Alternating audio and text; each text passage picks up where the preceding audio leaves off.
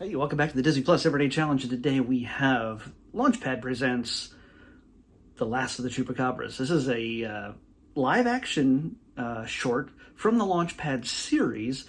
Technically this is another episode of a series, but they keep getting added to the list separately, one at a time or a few at a time. So I never realized it until after they started doing them. So I keeping them separate. Let's put a little focus on each individual stories because they're not all connected. They're all their own, they're each their own different story, written and created by, written, directed by individuals at Disney, and this one is by Jessica Martinez Siqueiros. Yeah, Jessica Mendez Siqueiros. Sorry, Jessica. But this is a really simple concept, but it's in its execution, it's a little bit unique because normally when we think of shorts, we think, especially with Disney, that they're going to be animated. There are a number of other Launchpad shorts that deal with how can I say this? It's not annoying to just everybody, no matter what I say. It's multicultural, different people. No. Okay. Either way, this has to do with an older Mexican American woman who basically just goes around in a cart and sells tamales, and she's a bit of a freak. Apparently, she's one of the few people left who are basically keeping on her traditions of her people, and she's treated as almost a sideshow in a sense.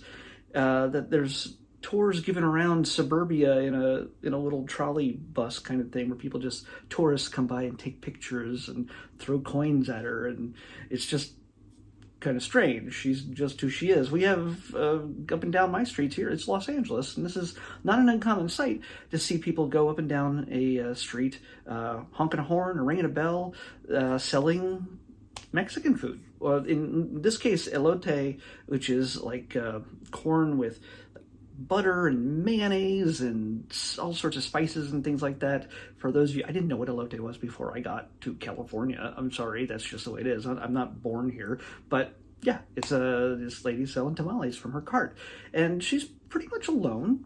And she's sort of, when an earthquake hits, she kind of wishes she had a little bit of protection, and she gets her wish.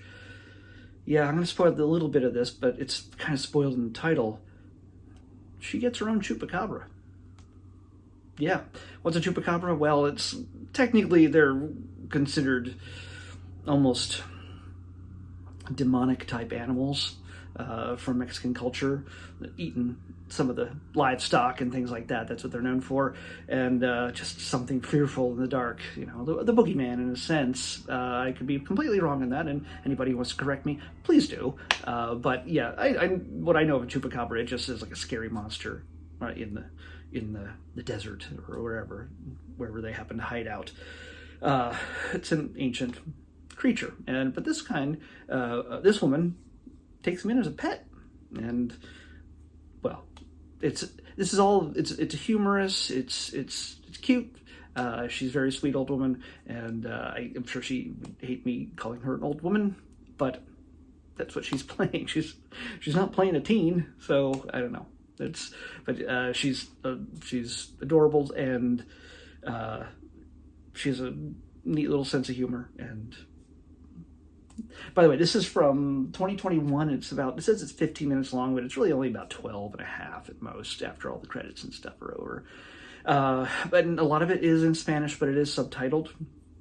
So yeah, it's definitely worth checking out. I love these little slice of life shorts that give you a peek into culture and the humor of different people, especially as they exist in a very white America, which I'm from, which I'm representing here. Why can't they represent themselves, and why not? So yeah, it's a fun little short. It has a neat little twist ending to it, which I found interesting.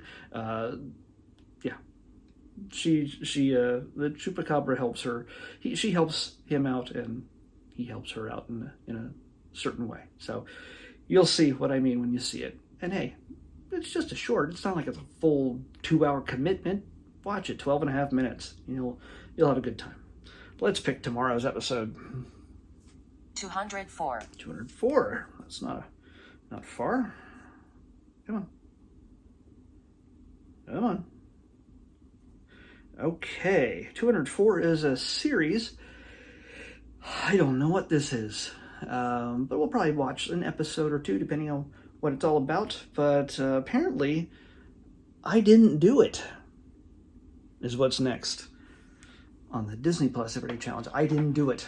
I'm going to say it again. I didn't do it on the next Disney Plus Everyday Challenge. I'll see you back here tomorrow with that.